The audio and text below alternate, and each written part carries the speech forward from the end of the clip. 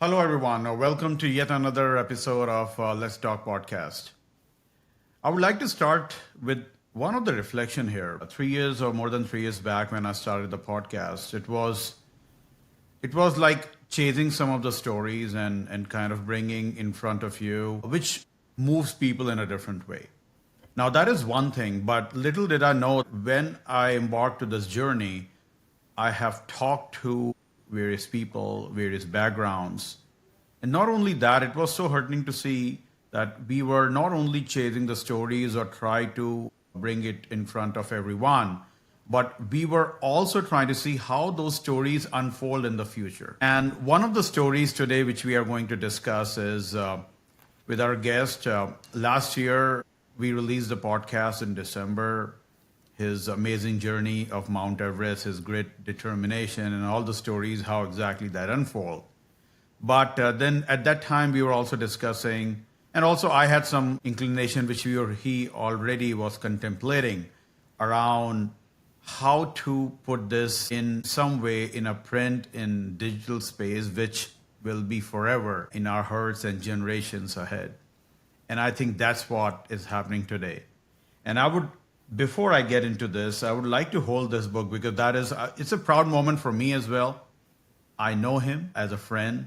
I know his journey. We had so many conversations, parties, laughs, stories, and now I'm holding his book. So first of all, I would like to hold this book here just to showcase what we can do if we really would like to do in our life. So I would like to say, Jafar Ismail, welcome back again to Let's Talk podcast. It's an honor, not only about telling your story or grit, what you have done, you have moved people around, but also now you have a memoir written about your story of Mount Everest. And not only before that, Mount Everest, but also what exactly that preparation looks like. At each point, what are those emotions? You stumble upon people, you have hardships, and all those things. So, again, welcome back to our show. Thank you, Saurabh. Thank you for having me again. It's always a pleasure to talk to you. Definitely, definitely. So let's get started. Book itself, writing a book is a daunting task. There are a lot of people who think about it, sleep around on this particular aspect, but again, do nothing. How exactly it prompted? Was it already on your mind when you were doing or planning for the Mount Everest, or something happens? It Tell was us. it was during the process of the climb itself. When I was there, I thought about hey, I should write this about my experience. And of course, I was taking very good notes. Not good notes, but whatever I could gather. Yeah. And of course, there was lots of messages that I was sharing back and forth with my family and friends. So those were part of the record. There were pictures that I took, so that came back, that served as good memories. And when I came back, for many months it was always on the mind. Everybody was saying, hey, you should write about your experience, and I too wanted to write. And that's the only way I can share my experience with a much wider audience. And not only that, I can share it with my children, their children, who in the future, like 30 years from now, my grandchildren will look back and say, hey, my grandfather did this. Or so I wanted to do it for them as well. But things did not move as we thought. It took a while. So suddenly, 6 months had passed, and I had really not gotten anywhere to even starting my book. Uh-huh. Yes, yes, exactly. I think that's how definitely it happens. And so, as you mentioned, so before we get into some of the book writing and all, for the people who are doing something major in their life, how important would it be for them to make some checkpoints, make some notes? Not always writing a book, but you never know. How exactly you thought around this? Because I read your book. There are a lot of details. How exactly those details? I mean, it's not possible for you to remember everything, but what was your strategy that, okay, this would be my hook for this particular thing so that once I get to know, I can expand it. Maybe I'll reach out to the people or something like that.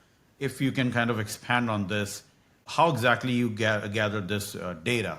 Like when things were happening, actually happening. Let's say I was in my Mount Everest. I was at the base camp, and something happened. So I would just write down just brief points, bullet points. Okay, today this happened. I tried to do this, or how we saw the Sunset, yeah. when we were on the rotation, some event happened. So I basically made a very brief note about that, just so that I could recall Yeah. that in the future. And at that point, it was more so that because we did not have any connectivity. That is, when we get connectivity, how can I put those points? Remember to put those points in the message back home. So it was more to that. At that point I was not thinking about the book. Yes.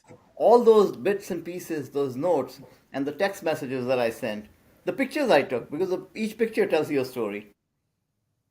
Mm. When you look at a picture and then you feel, okay, what you're feeling, you were feeling back then. Maybe to others, it's probably just a picture of you standing next to you, but right next to you might be a crevasse, and there might be a story associated with that. So all that. So when I started this process of writing the book, I didn't really look at my all those notes first. What I did was I looked at those things actually. Sorry, I looked at the notes, the picture, a thing, and I started writing my thoughts and whatever I could, just putting it down in words. Yeah. The Yeah, compilation, exactly. the organization and the compilation came later. And of course, then I had to become a bit more organized. I'd never written a book before. So I started indexing it, indexing, okay, this paragraph should be in this index. And I started putting the chapters. And so this is how I started writing the book. And slowly, it started taking shape. Yes, exactly. I think that what you mentioned, there are a lot of people who are not used to writing the book. So there are a lot of self-doubt, a lot of how to do things, and do you have a supportive ecosystem around it? I think that also reminds me a very good book called A Story Worthy by, I think, Matthew Dix.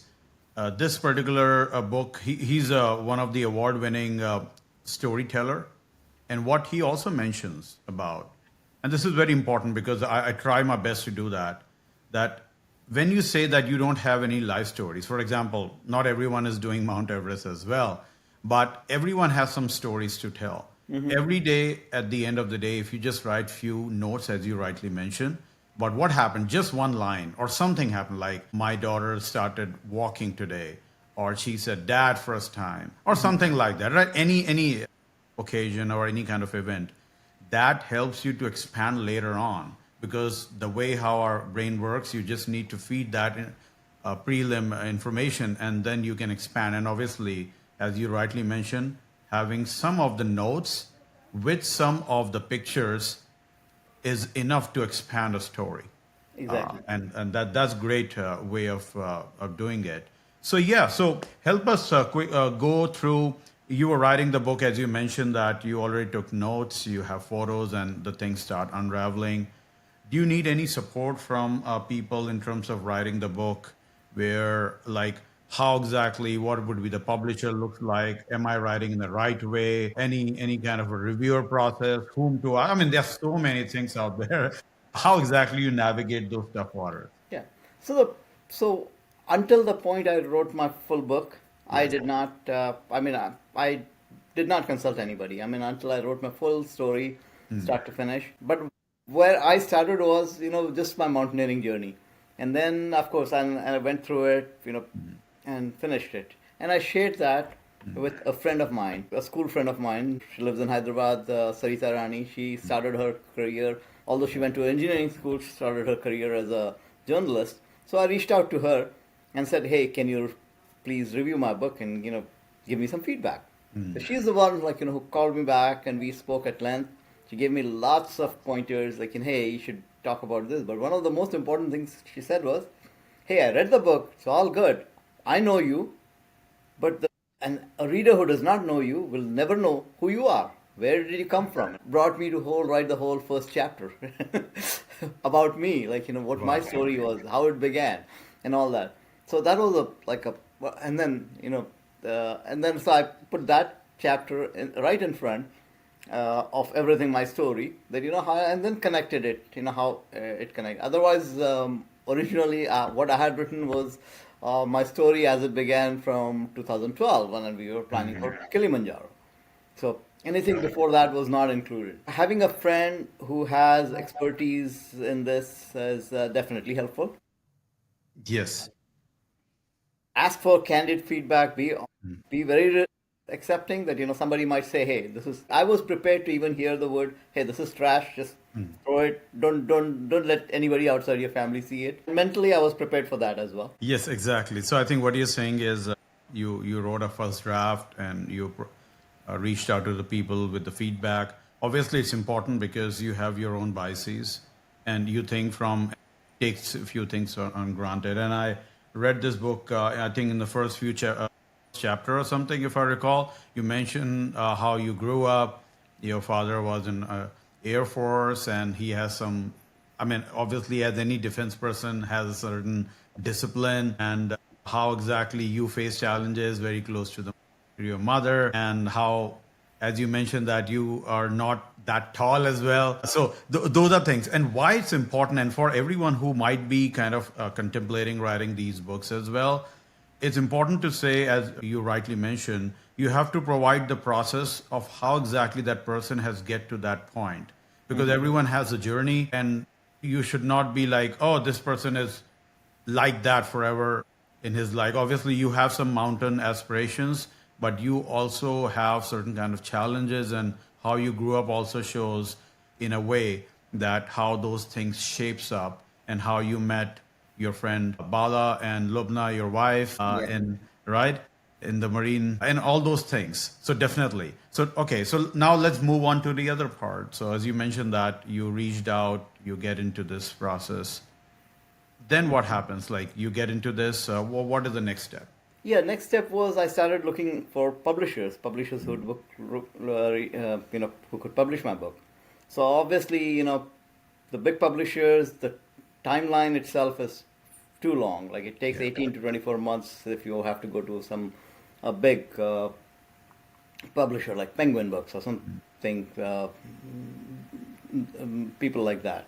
So I started looking at self-publishing, and then there are lots of companies that help new authors, budding authors, to publish their work. And I spoke with a few of them, and then I discovered that one of my college alumni, Amit Suri, he started a publishing business during COVID, and so far has published about like a couple of hundred books. So it was natural. I reached out to him, and he was very excited too. And I sent him my manuscript, and then we came back, and we had some back and forth. He looked at it first, and he said we may have to hire a professional editor. But then after reading the manuscript, he said, this is very by the heart, like it's written by. He felt his words that we don't need a publisher. And then we decided not to use any. No, we will not need an editor Editor, yeah. to look at this book and make revisions, etc. So we went into the publishing process. So I engaged him first was around end of May or so, and first week of July the book was ready to launch, and I also have my copy. I mean, I love this part, and again, one more thing for people who are maybe aspiring for the book publishing and all, as you mentioned, that there are pros and cons. Big publishers comes with certain kind of processes. It's not that fast and expedited, and at the same time, you have to go through their approval processes and all. So you mean like and this is, I think, one of the classic example when you start making and manifesting things starts working, as you rightly mentioned in your book as well. In Hindi or Urdu, what we say, right? के सामने, just forgot, right? आप कुछ करना चाहते हो तो कोशिश करती है, everything has to fall in place. So as you mentioned, your friend also came. So now the question is, after getting into this part, you get your friend and a publisher, everything was done. Is the book already, I mean, I have a copy. Where exactly it's available right now? And how exactly people can buy, and what are your future plans for this as well? Yeah, so right now the book is available on Amazon worldwide, and initially, the people that are buying are my friends and friends of friends who are, they're recommending the book. So I see it is selling. Okay. But my next plan is, of course, I reached out to my township, which has been very supportive since my Everest journey began. So they have offered, my town library is actually hosting an event on September 17th, Okay. where they have invited me to, speak briefly, introduce my book. They will invite, a couple of thousand people. The note will go out to a couple of thousand people. We don't know how many will come. So, and of course, my friends and to all my friends and family watching this in and around the Bergen County area, you're welcome to, attend that. It's on September 17th at 5 p.m. at the Leonia Library. Okay. September 17th at 5 p.m. At the Leonia in Library. Leonia Library in New Jersey. Okay, perfect. And if anyone who is watching this, who are local or already been there around that time, please reach out to Jafar as well. Jafar is on Facebook and on LinkedIn as well. I'll add those links so that you can try to reach out and get a signed copy. I think you will be there and physically signing as well, if I'm not stealing your Correct. thunder. Yes, I will be. I will be present there, and we will sort of have a launch of the book, and I will be signing there. And if people want to reach out to me directly, I have actually created a website, jafarismail.com. Okay. Just my name as it is spelled, and jafarismail.com. And there, right now, I don't have too many details. Just there's the contact form there, so people can just Contact as well. can reach out to me, and I'll be able to respond to them. On a lighter note, I'm so envious that you have jafarismail.com. I never ever get my first and last name.com since the day I was trying to get the website because it's too common.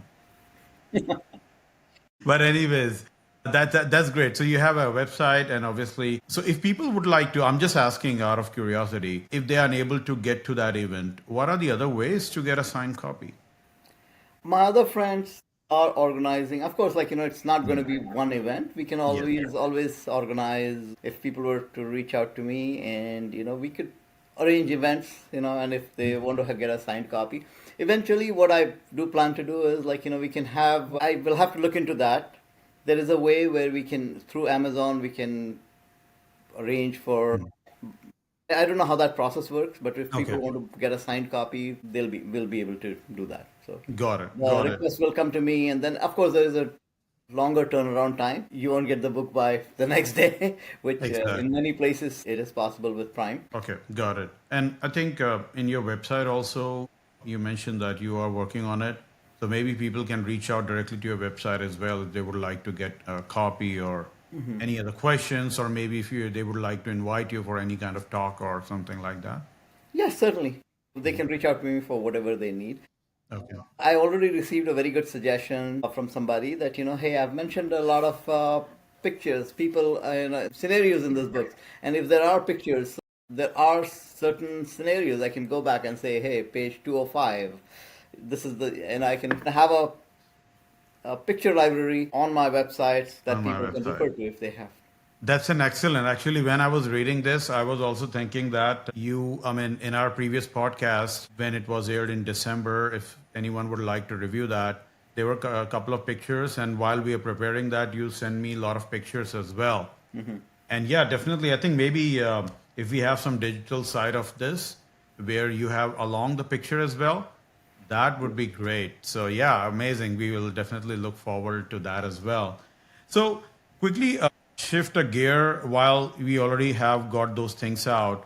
Some of the things which was I wasn't even aware in the book. I mean, obviously, I wasn't even aware about your upbringing and all, and how you get into this. The other part was also, if I recall, you met few people. There was a serendipitous, I would say. I think you met one of your son's parent. Friend of my son. Oh, okay. Yes, yes. That part I didn't even have to write it because that memory stuck so much with me. It was at Packling, our first stop, Uh, after we started the trek.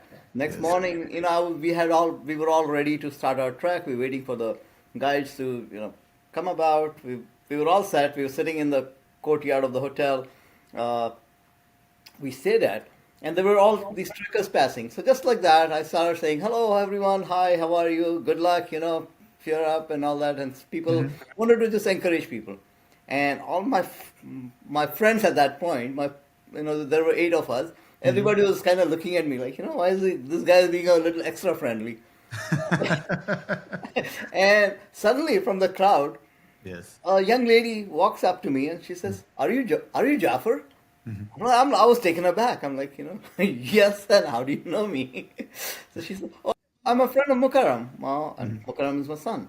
I'm like, "Oh, what a coincidence." For the people watching me, and she shook my hand, gave me a hug. But for the people from my group that were watching me, and they were suddenly they came up to me and said, "Hey, does this happen to you often?" Lady walking by just stops by, shakes your hand, gives you a hug, and then goes on. So that Wow. was an Yeah, I incident that mean, I no, described in please the book. complete. Yeah. Yes. Yeah, I know. I think there was one more incident because these things also makes me think like how people are so like for example, I think you met some of your fellow Canadian hiker who just just called you behind just listening to your voice, which is amazing if you're not a That was friend, I right? still cannot. I still, yeah. His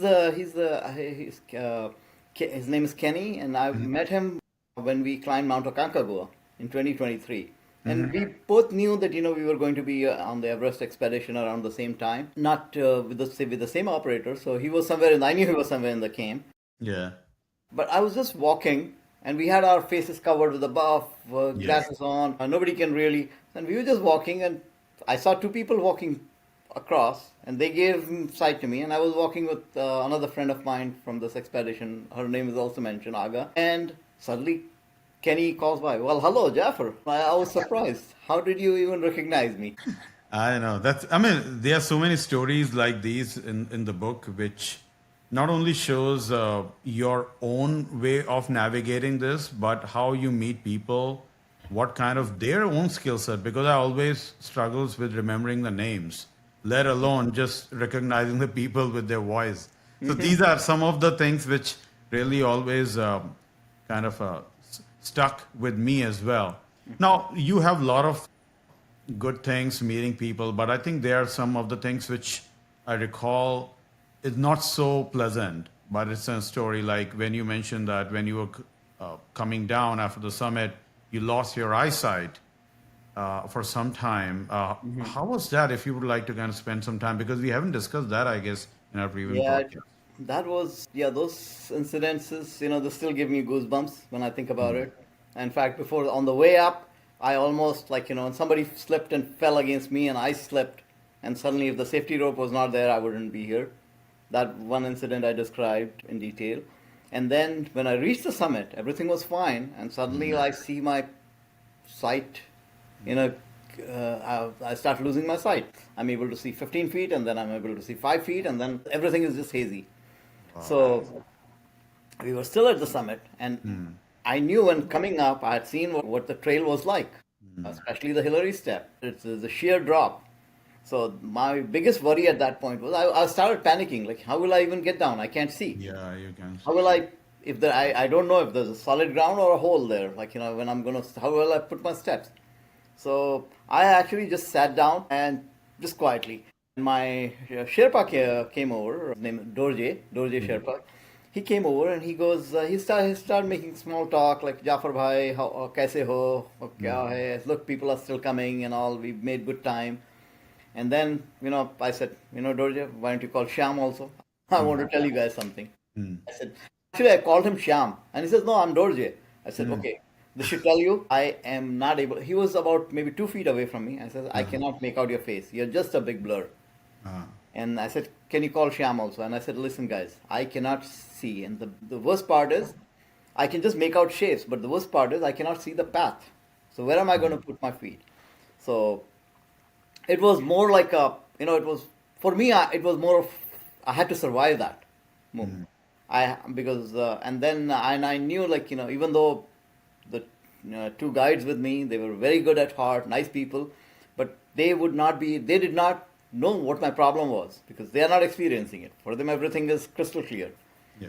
So I told them, okay, here's what we are going to do. You guys are going to follow. I was following your lead up until now, but from now on, you're going to follow my lead. So I'm going to. So this is how what we organized was, and I told Sham, you're going to be just one arm's length ahead of me, and Yeah. Dorji, you'll be right behind me. And I said, Sham, I'm going to just follow you blindly, like just Yeah, just by like, touch, yeah, I by knowing figured. that hey, you're going. And I told Dorji, you will be watching that wherever I'm putting my foot, if it is solid place, like I'm not I don't try to step on something and then I stumble. Got it. Okay. So this is how we came down the entire Hillary steps. So when did you get I mean, when you start regaining, did you do a specific something or it automatically kind of, It slowly started getting better. In about couple of hours later, I started seeing a bit more, like it was getting a bit, and it seems that that's one of the symptoms of snow blindness, is that okay. your sight comes and goes. So it was funny, when we finally went to the hospital and they were checking my sight. Sometimes I'm able to read the chart completely, and sometimes I'm not able to do it. So Oh, I asked the doctor, like, what is happening? Why can't I only see it sometimes? yeah. And so he said, no, this is snow blindness. It is. It's a temporary condition, fortunately. Got it. Got it. Yeah. I mean, I would say for everyone who's listening or viewing this, there are so many interesting stories like this in the book. And I think there are a couple of chapters, if I recall. I mean, you have put it into the 5 parts, and I think there are around 52 chapters, if I recall, if I'm looking at the book right now, Yes, there are right? 52 Yeah. chapters. Yes, and I think the part one is about the whole preparation, priming to the people who are reading to understand Yes. like how exactly that dream has been done, how to choose the preparation, your family members to the operators, and all the WhatsApp group, which I was part of it as well. We were always tracking down where Jafar is, and your wife Lubna always updates that. And we just kind of every morning we just look into, okay, what is the update? So I was also part of that journey. So it's always a pretty surreal to review that. And I think in part two, and you have provided all the information about how you traveled and some of your initial hike. I don't want to put the names because a lot of people may not be aware. Let them read the book. And then about the summit push from different camps, which is the ultimate frontier after the base camp. And then obviously countdown, where you also mentioned in one of the chapters about your losing the eyesight. So I think the book is pretty interesting to read. And I would also mention to people who would be thinking that it's for hiking or trekking or Mount Everest related stuff. If I'm interested, no, it's obviously for the people who are aspirant and who understand the mountain climbing is definitely I would ask them to consider this book. But I will also say that the people who are trying to work in anything in their life, how the things work, one of the things which I would like to mention here is once you start shaping up some of your dreams, how people start coming together, then you start planning. Things falls in place when you are directional and start taking decisions. Obviously, sometimes you have ups and downs, but now you see we are talking, we are discussing with Jafar. We're discussing 2 times. For the first time, obviously, with the whole experience, and today the book. And I hope there are a lot of other future conversations with him as well for other achievements in life. So, Jafar, I think I can keep going on and on, but I would like to keep this thing short to make sure that people read this book and get a lot of things. If there's anything you would like to mention which we haven't covered before we go, please do so. Yeah, so this is as you said, rightly said. This book is not about mountain climbing. I don't. I In fact, I did not want to make it like I wanted to be very clear that somebody who want to learn about mountain climbing, this is not the book for it. Yeah. But this would be a book where I put down all my personal thoughts and how I chased and achieved, fulfilled my dream, my childhood dream. So, and when I came back, one of the reflections I made was it's not just me. There's so many people around me. They are achieving truly great things. Friends of mine, they have become CEOs of companies, and they are exceptional leaders. People who have done. One person that I mentioned, Bala, he has now started as a non-profit with RHWB, and his running group has inspired about thousands, two or Oh three yeah. thousand people in the last season. that were running. So those amazing things are being done by people, and these things just don't happen. Yes, if you may have thought, you may have to work towards it. And one of the things that I learned, and I tried to put it in the book, and I would, if somebody were to ask me, I would say, in order to achieve your goal, do something, little things, and keep taking a step. Like as I said, take one step, then the next, and then take another step. So this is Yes, way, exactly. slowly, steadily, you will be getting closer to your goal, and fulfill your dreams. That's great. That's great. It's just about one step at a time and then figure out you don't have to think 5 or 10 steps ahead of the curve because the things automatically take shape. So Yes. that being said, Jafar, again, it's always been a pleasure. It is a pleasure today. I'm so happy that we are talking about the book. You have a memoir. You have been so many things about in this book, which really inspired me, helped me to reinforce certain things which I already knew, and obviously knew kind of some of the aspects which I wasn't even aware about you as well. So that being said, I wish you all the best for the book. For the people, if you would like to reach out, I'll put all the social links of Jafar. And please, if you are local on September 17th at 5 p.m., Leonia Library at New Jersey, you can go there. And I'll also add jafarismail.com, his website, so that you can reach out to him for any kind of collaboration opportunities in future as well. Great. So, Jafar, thank you so much again for your time today. Thank you, Saurabh. Thank you for having me.